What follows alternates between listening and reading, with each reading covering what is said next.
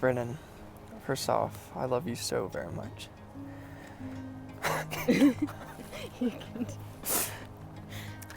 You're my best friend and my greatest source of trust and safety. I know that I can give myself completely to you and be fully accepted by you. You know me better than anyone and have seen me in some of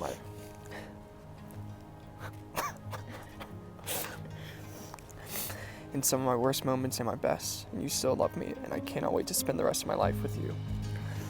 I knew I wanted to marry you before our first date even came around, and I knew I was right. I've prayed for you for so many years.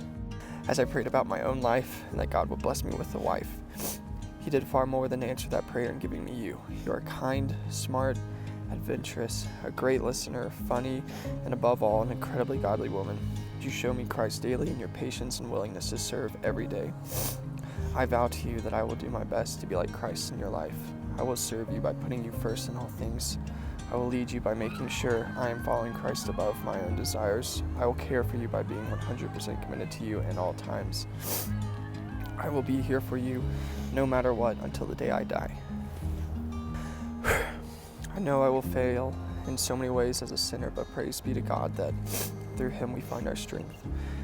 I think 2 Corinthians 12:9-10 is a beautiful picture of the life of a Christian, and in return what marriage looks like.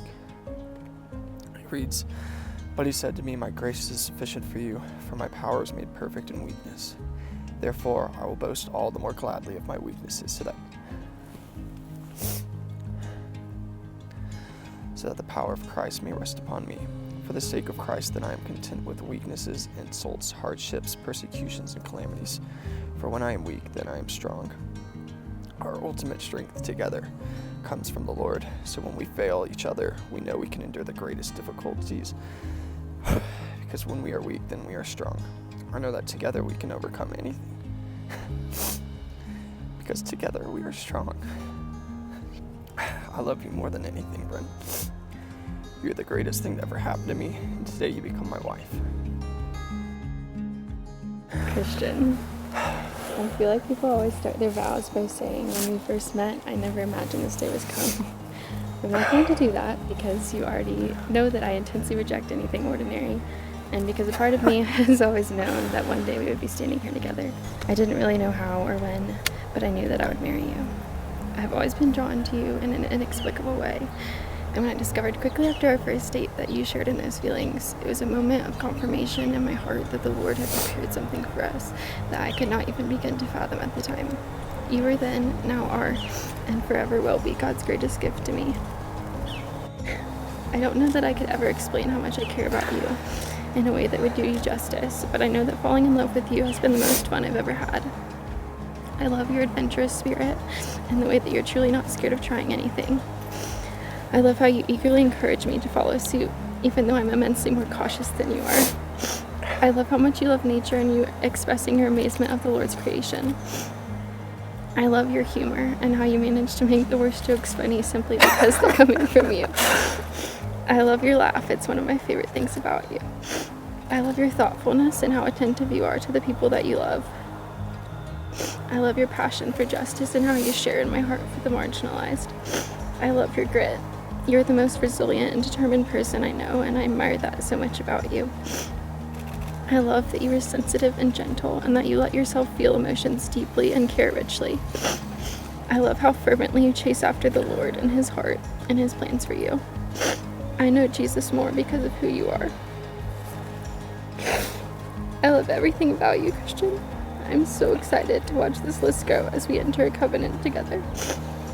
I am unsure about a lot of things in my life, as I am unfortunately plagued with indecisiveness, but I'm confident in this. I have never felt peace like the peace I feel with you. I am completely myself with you. I am understood and comfortable and goofy with you. You're steadfast and loyal and trustworthy.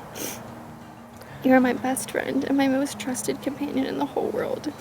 And you will be the most incredible husband. I am humbled and gracious that I get to be your wife. I know it is the best thing I'll ever get to be. I love you, Christian, and I vow to love you for all the days of my life. You're my greatest joy. I love you so much.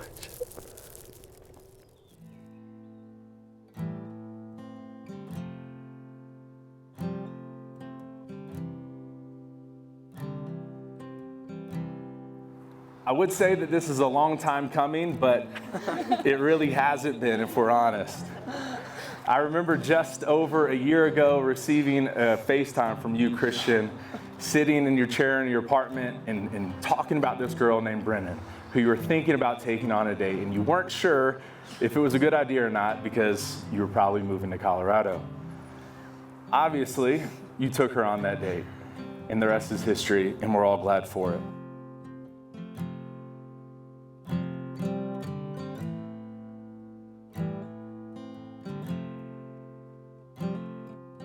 Christian marriage isn't simply a declaration of present love. It's much more a promise of future love. You are both promising today, no matter what comes or who you become, I will be with you and I will be for you.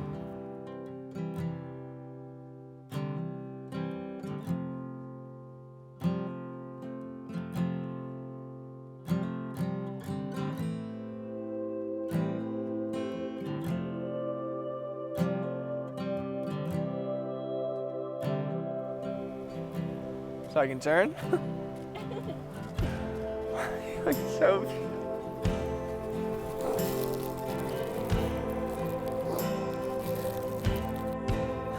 Oh my gosh. It's beautiful, you got wings.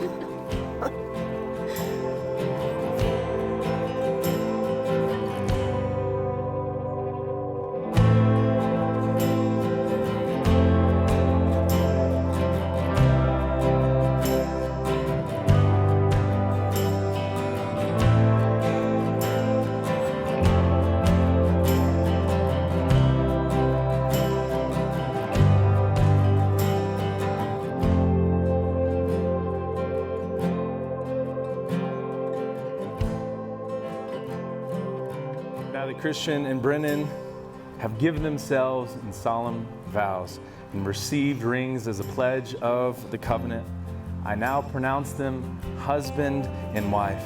In the name of the Father, and of the Son, and the Holy Spirit. Christian, you may kiss your bride.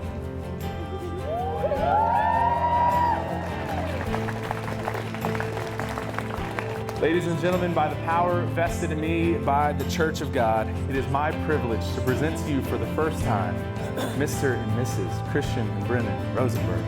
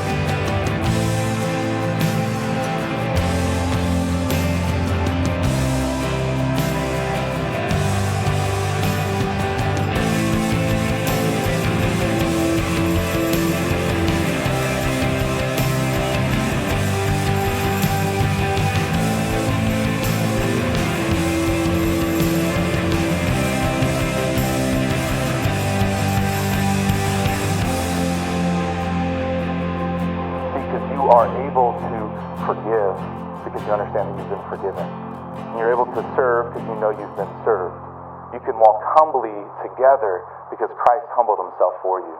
And you can speak hope to the world around you because you hold hope that is unwavering.